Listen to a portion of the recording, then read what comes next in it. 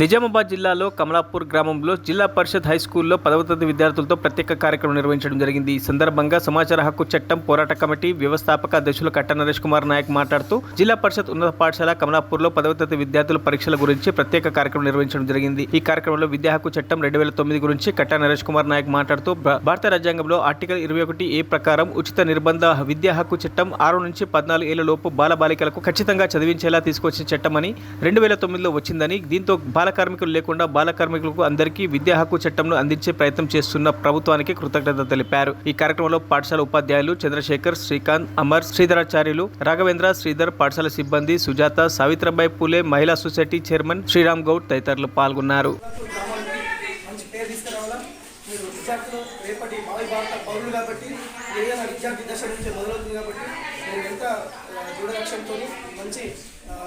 చదువు ఈ దృక్పథాన్ని పెంపొందించే మన ప్రధాన ఉపాధ్యాయులకు మరియు మీ తల్లిదండ్రులకు కూడా మీరు పేరు తీసుకురావాలా.